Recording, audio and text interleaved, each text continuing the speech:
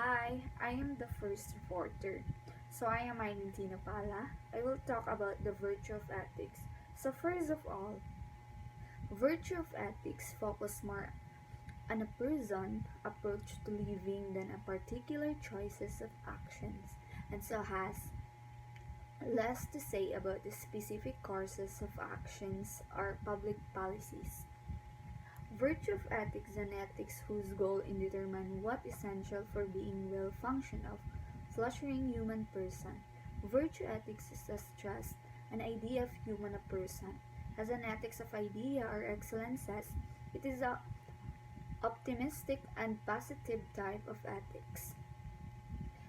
In other words, it is the development of the good of virtuous person that importance is this moral theory, not abstract rules of consequences of acts and will expect of they form a good virtuous person, or cause that person to be good and virtuous.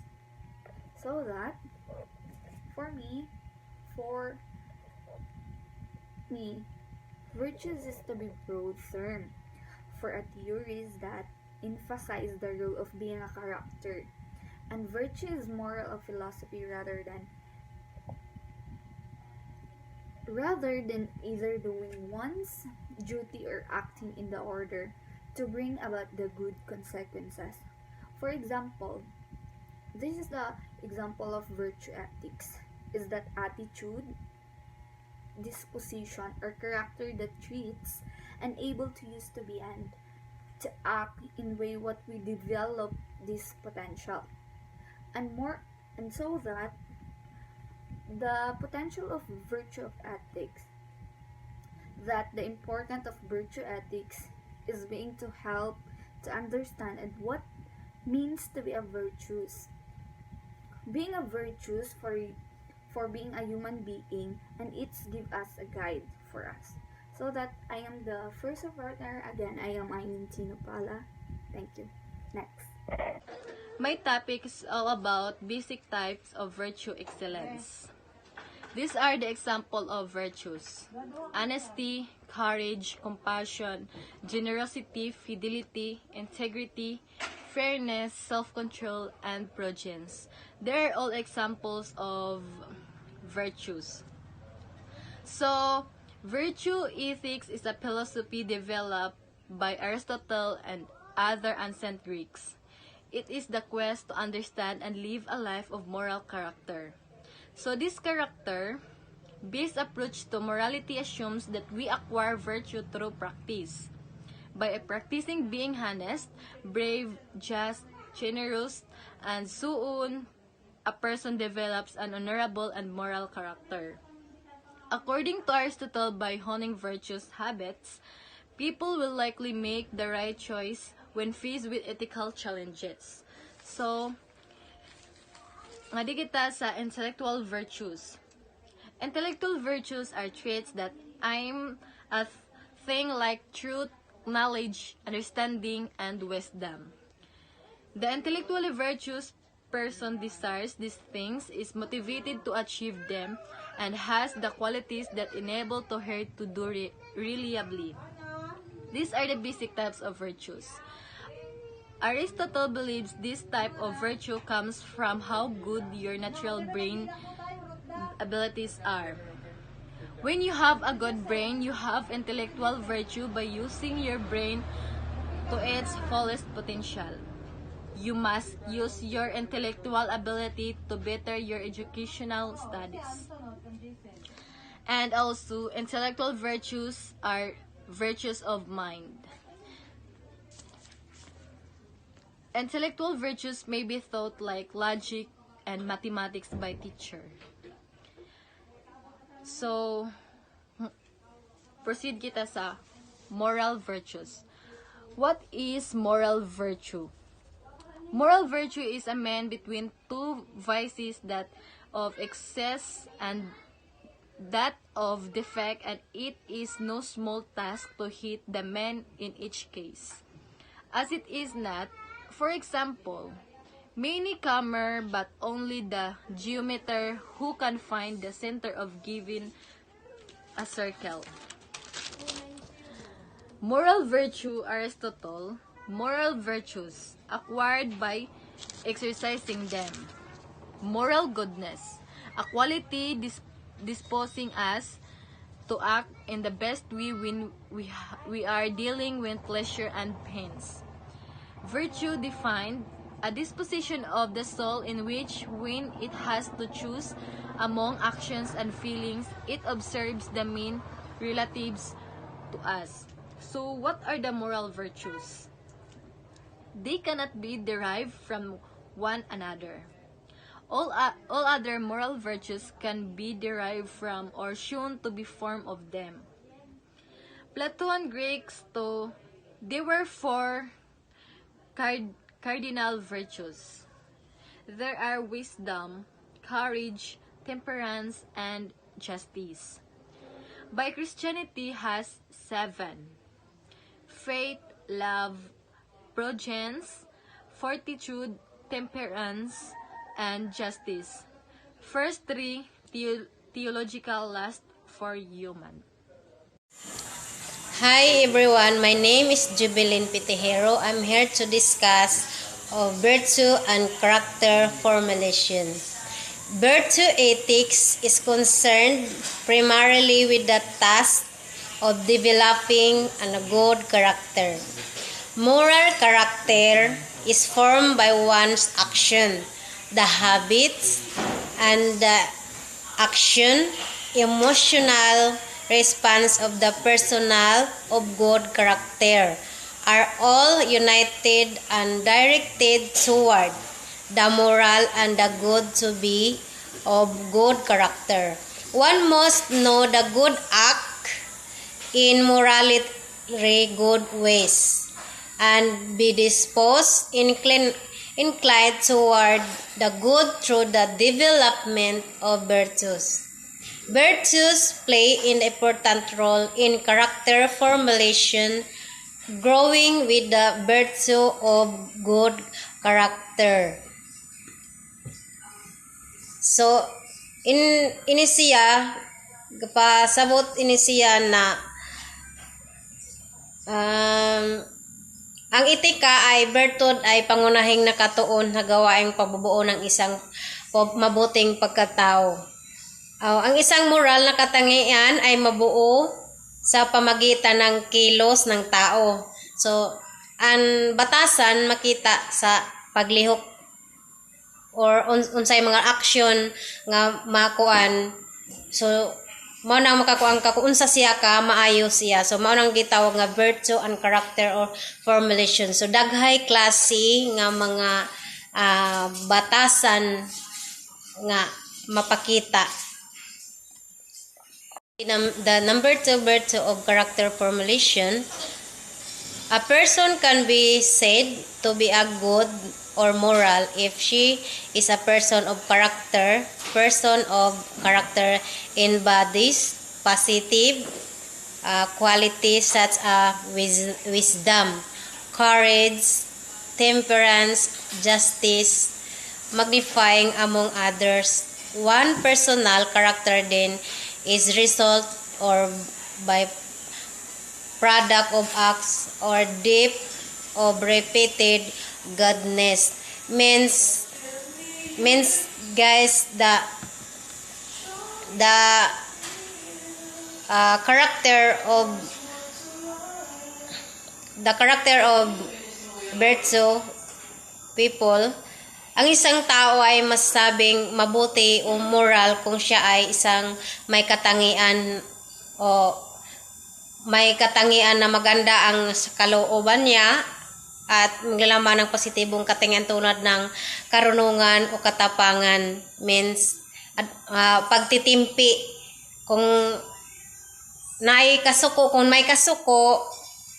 kung may mga kailangan yaon ang pagpaubos. So, importante guys na yaon minti sa ato ang pagpailog kay dili ganahan ang Ginoonan yaon kuan hambugirat mintin taas nan garbo.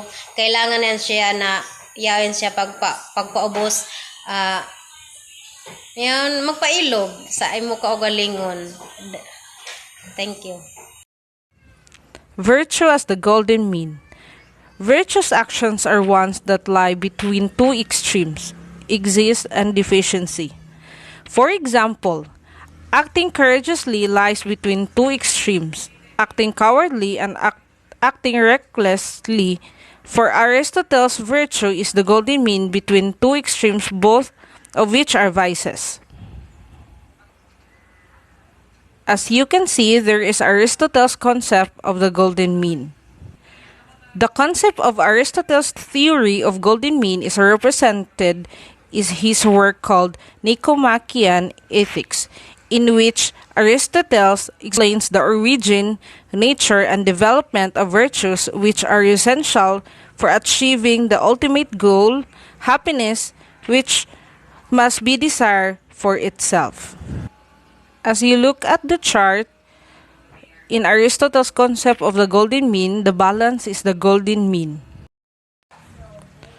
Moral virtue, then, is defined by Aristotle as being a disposition to choose by a rule, which a practically wise man would determine to be the mean between the two extremes of excess or deficiency. According to Aristotle, practical wisdom is the ability to see what the right thing to do in any circumstances is. Therefore, a person must determine what a practically wise, virtuous man would choose in any circumstances, calling for moral choice and then do the right thing. 4 kinds of strengths of virtue of ethics. The first one, the holistic view of human nature.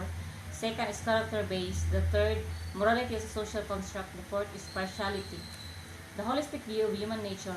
Reason is applied through phronesis or practical wisdom, unlike Kant. The emotions are not ignored.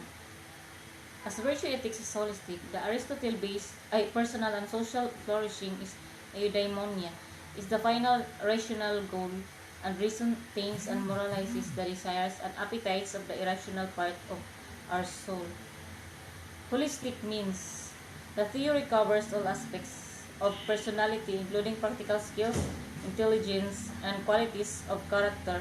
The human nature is concepts that denotes the fundamental dispositions and characteristics, including ways of thinking, feeling, and acting that humans are said to have naturally. This is Kant's term. Science is organized knowledge. Wisdom is organized life. Experience without theory is blind, but theory without experience is mere intellectual play. What does it mean? Experience is a well-known term designating the recognition of objects that are given in empirical intuition, or if one prefers the recognition of the objects through perception. Ihapasabot nga mas experience without theory is blind. Murag useless gani ang imong experience kung wala nimo gigamitan og kaning murag wa kay basihan nga mga theory. Nga na ihang pagka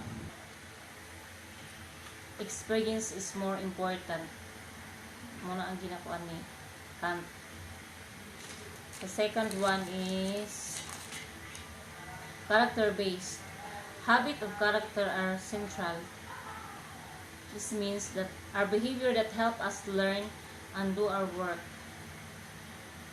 What is the relationship between habit and character? Habit is tendency or usual manner of behavior. It is difficult to change your habit. Character is something which defines your personality. What is habit? Habit means something that you do regularly, or an addiction, or sa Bisaya, batasan or kinaiya. The third one is morality as a social construct. Virtue ethics sees morality as grounded in a view of A. Human nature, to Aristotle, the rational sides in conflict, and B. The social concept of the good life, the life fulfilled, which differs from society to society. Modern philosophers have placed too much emphasis on action and reasons without emphasizing socially agreed virtues. Also too much stress on the language of morals. Also too much stress on morals. What do you mean by saying stealing is wrong? According to theories such as egotism and prescriptivism, a phrase stealing is wrong expresses a negative emotional attitude towards stealing or makes it clear that we do not want people to steal. This why stealing money from bank should not be done because it will make people look at you in different ways. What is human nature? The general psychological characteristics or feelings and behavioral traits of humankind regarded as shared by all humans. What defines human nature? Is a concept that denotes the fundamental dispositions and characteristics, including ways of thinking, feeling, and acting that humans are said to have naturally. Social concepts of the good life. A good life that satisfies and fulfills you, that adds happiness, joy, and a sense of purpose to your life. Living the good life, it means that are living in comfort and luxury with few problems or worries. But it also means to live a life that is worthwhile, a life that makes contribution instead of being solely or self-centered. The good life is a life that is not primarily wasted with mundane activities. And the last one is partiality.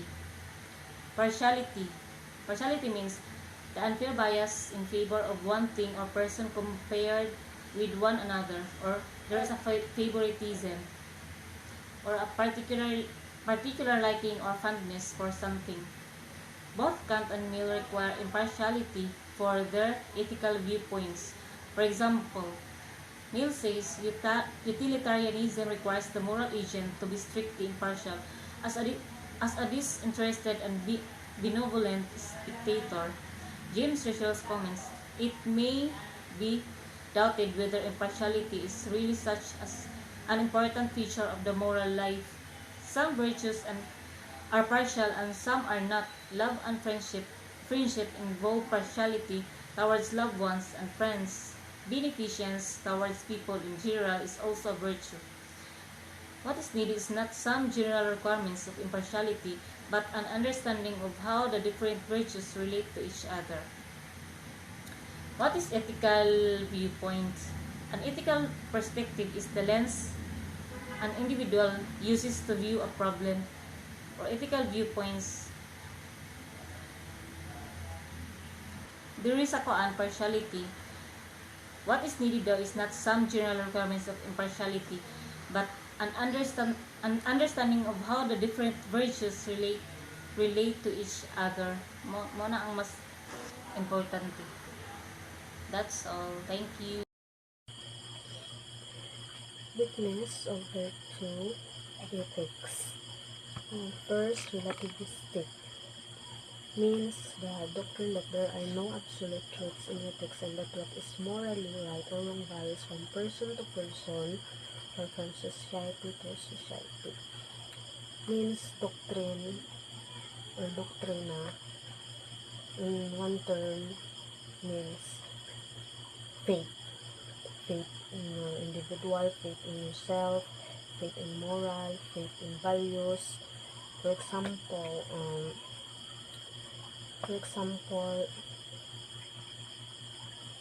ako, para sa ako, sayop ang magpa-abort. Kung para sa ako, sayop siya, wala na mautro. Faith ko yun, nasayop ko siya. Second, bourgeois. It means a characteristic of the middle class, typically with reference to its perceived materialistic values or conventional attitudes. Materialistic values means kung ano yun. Wants, mas kuan ko sa wants kaysa sa needs. Materialistic ka na pagkatao. Then, may behavior ng tao na materialistic at lagi na kumalang panahon. Natural na yun siya sa matag-usa sa ato. Then, bisan tuod materialistic yung na tao, sa din na nato ikalipay. bali a lot of money, a lot of things, mga wants, mga cellphones, mga cars, and etc. Gusto nato ng mga